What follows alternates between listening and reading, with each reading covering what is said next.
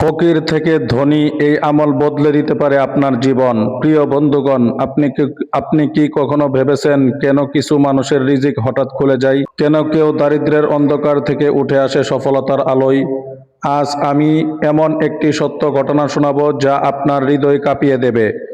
আর জানাবো কোরআন ও হাদিসে বর্ণিত সেই আমল যা আল্লাহর রহমত ও বরকত লাভের অন্যতম মাধ্যম। তাই ভিডিওটি শেষ পর্যন্ত দেখুন, কারণ শেষের অংশে রয়েছে এমন একটি শিক্ষা যা আপনার জীবনে বদলে দিতে পারে ইনশাআল্লাহ।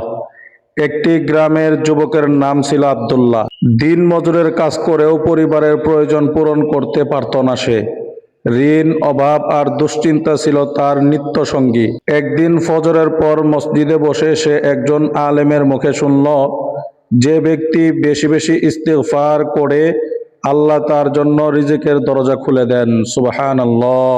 সেদিন থেকে আব্দুল্লাহ প্রতিদিন শত শতবার আস্তাগফিরুল্লাহ আস্তাগফিরুল্লাহ পড়তে শুরু করলো। শুধু মুখে নয়, অন্তর দিয়ে তওবা করত।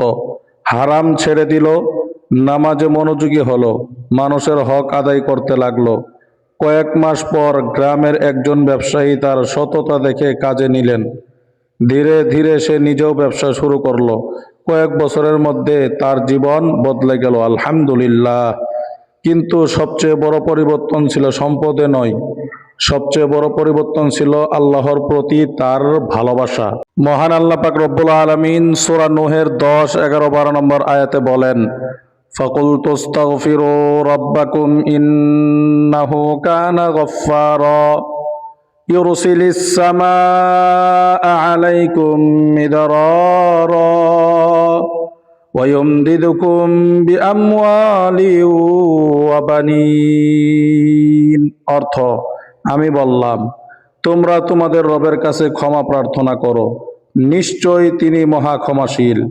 তিনি তোমাদের উপর প্রচুর বৃষ্টি বর্ষণ করবেন এবং প্রচুর ধন সম্পদ ও সন্তান সন্ততি দ্বারা তোমাদেরকে সাহায্য করবেন। হাদিসের দলিল সুনানে আবু দাউদ শরীফের 1518 নম্বর হাদিস। রাসূল সাল্লাল্লাহু আলাইহি সাল্লাম বলেছেন, মাল্লাজিমাল ইস্তিগফারু জাআলাল্লাহু লাহু মিন কুল্লি দিকিন মাখরাজা ওয়া মিন কুল্লি হাম্মিন ফারাজা ওয়া রাযাকাহু মিন হাইথু লা ইয়াহতাসিব।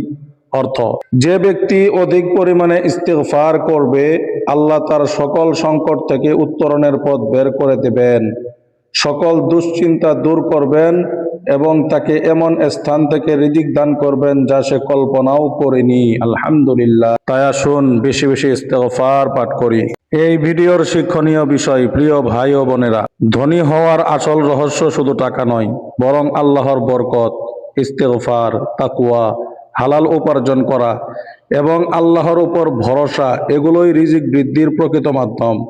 আপনি যদি আল্লাহর রহমত ও বরকতপূর্ণ রিজিক চান, তাহলে এখনই কমেন্টে লিখুন আস্তাগফিরুল্লাহ।